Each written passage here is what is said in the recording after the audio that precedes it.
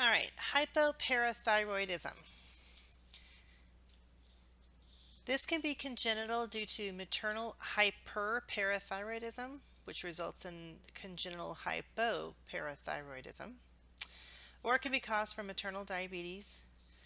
It is more likely to occur secondary to other causes, though, such as infection, autoimmune etiologies, or post-op thyroidectomy.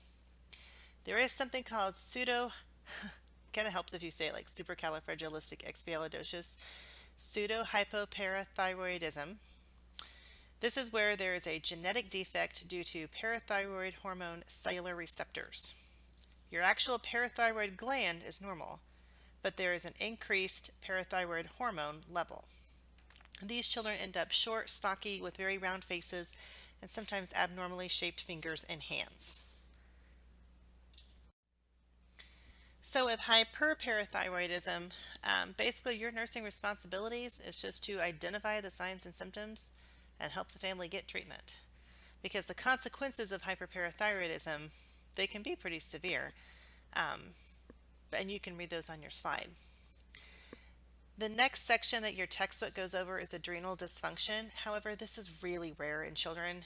And when I look at the likelihood of the boards that's going to ask you about this, I just don't see it. So I'm not going to be testing you over anything with adrenal dysfunction either. If you want to do something, just skim over it in your text only. All right, so for the rest of this lecture, we're going to focus on diabetes in children. Because diabetes is it is the most common metabolic disease in children. The peak incidence is between 10 to 15 years of age, and type 1 diabetes is more prominent in Caucasian people. Now, if it's a child, they're most likely going to have type 1 diabetes, although type 2 is on the rise. How do they get this? Those things are listed for you on your slides. Environmental toxins or even something like enterovirus can trigger this. I have a good friend of mine who, after we graduated from high school and we were 18, she came down with a really bad, let's say it was like Epstein-Barr, maybe it was enterovirus, but anyway, it was some sort of virus that she came down with her first semester of college, and she got really, really sick. And she called her parents and said, I need to come home. And they said, oh, you're just homesick. You need to stay there and tough it out. And she went and saw the campus nurse who assessed her and checked her blood sugar, and it wouldn't even register on the nurse's meter. And so the nurse threw the girl in the car, my friend, drove her straight to the local hospital where her sugar was over 600, and she was promptly diagnosed with type 1 diabetes. So it definitely can be triggered by a virus, and I know someone that happened to. You guys are LPNs. You know what the signs and symptoms of type 1 diabetes are. I'll say them for you. Glycosuria, polyuria, weight loss despite a voracious appetite. Metabolic acidosis. It can be diagnosed with random blood sugars of greater than 200 or a fasting 8-hour blood sugar of greater than 126. Or a blood sugar of 200 at the 2-hour mark of an oral glucose tolerance test. And you have to have the other classic signs of diabetes as well. So what does insulin do? It pushes the glucose that's in your bloodstream into the cells where it can be used for energy. When serum glucose levels get too high, then the excess is spilled over into the urine. Cells break down protein for conversion of glucose by the liver, which is called glucogenesis. Types of insulin, there's rapid-acting, short-acting, intermediate, long, things like that. Obviously, stress, illness, infection can either decrease or increase your insulin needs. I remember, I'm going to be honest with you, when I was in nursing school, and I went to a traditional, like a traditional RN program, we spent weeks on diabetes and sick day management and all this stuff. And now, golly, diabetes management has come a long way since I went to nursing school.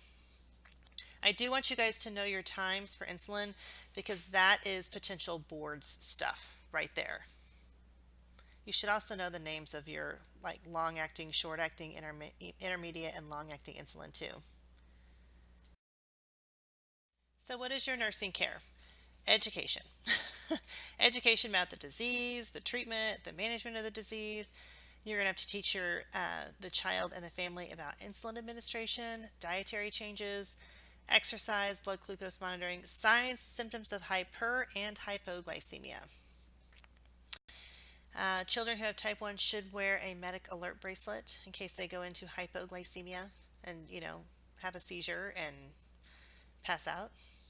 School age children really, they need to manage as much of this as they can as possible, especially school agers. There's no reason why they should be running down to the nurse and they should check their blood sugar in the nurse's office, or they need to check it themselves. It's really not the responsibility of the school nurse to do that. It's a child's condition. It's going to be lifelong. They might as well learn how to manage it and deal with it from the earliest age possible. But parents do need to make sure they let the school nurse know and keep the nurse updated on, what they want done, create like a flow chart for the nurse of if this, then do this. How do you know if the treatment is working, that the insulin? Well, you're going to track and monitor your hemoglobin A1C levels. And if those are looking good and your daily, sugars that you're doing, 3 or 4 times a day or however often that you're having to do them are good, then you know the treatment is working. Diabetic ketoacidosis, this is a true pediatric emergency. And the causes are listed for you there. But when glucose is unavailable for cellular metabolism, then the body is going to break down alternative sources of energy. Ketones are released, and you have excess ketones, or the excess ketones are eliminated in the urine. That's how you get ketones in the urine, ketonuria, or the lungs, and you get like this fruity, acetone kind of breath. So your interventions, you're going to place the child on a cardiac monitor. Why? Because once you start rehydrating them, the potassium, will be driven and pushed back into the cells, which is going to leave your serum seriously depleted. So you have to watch the EKG strip on the monitor for a widened QT interval or for the appearance of a U wave, followed by a flattened T wave, which indicates hypokalemia, and a spreading T wave and shortened QT interval indicate hyperkalemia. Whew! I'm glad that's typed out for you guys in your notes, because that's a lot to try and remember what I just said. Basically, you're looking for any waveform change. That is going to indicate that something is going on with the potassium, and your job as the nurse is to report that to the doctor ASAP. As soon as the child is rehydrated, then aggressive potassium replacement is given. You're going to provide possible oxygen. You're going to start a normal saline bolus because, again, we're trying to rehydrate them. After the initial fluid bolus is in, insulin is started because the glucose levels are going to start to fall after volume expansion. But if you start it before you rehydrate, you are likely to give too much insulin. Once the levels fall to between 250 to 300, then you start adding some glucose back to the IV fluids to maintain a glucose of 120 to 240. You will give sodium bicarb to treat a pH that is less than 7, or to treat severe hyperkalemia or any kind of cardiac instability. The goal is not to have to use sodium bicarb, because then there's an increased risk for cerebral edema with this.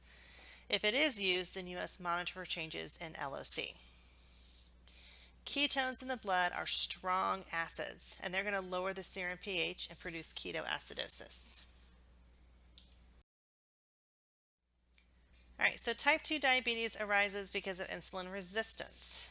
The highest incidence of type 2 diabetes occurs in Native Americans, specifically the Pima Indian tribe, because they have a greater than 51% incidence, followed by African Americans, Asians, Pacific Islanders, Hispanics, and Caucasians. Risk factors are listed out for you there. I think for those of you who've gone and done school screenings, you can see that we are definitely seeing some bigger kids in school at a much younger age. So there's definitely something that's going on.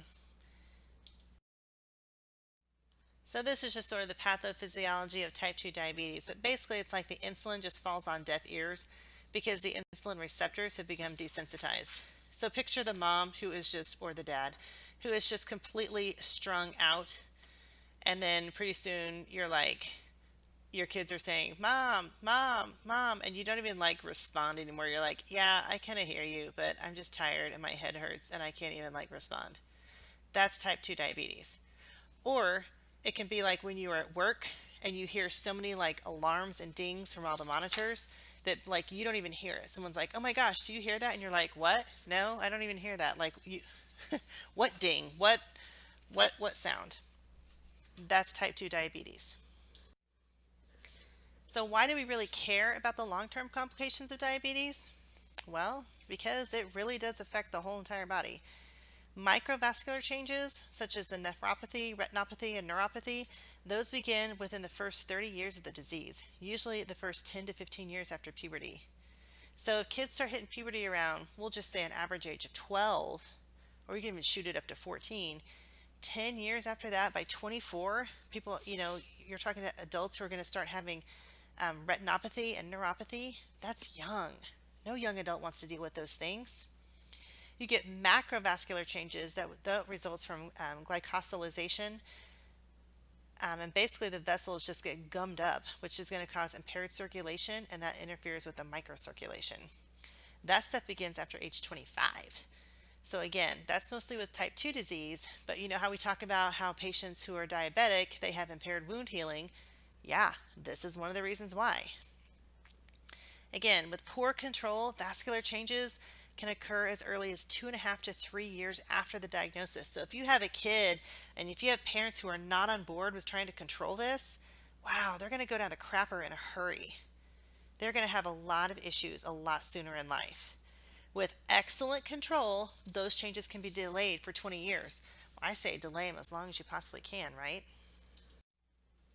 So therapeutic management, it's very much a multidisciplinary approach. It's not just the nurse, it's not just the doctor. It's a lot of people, dietitians, it's a lot of people who are involved in the care of a child who has type 1 diabetes.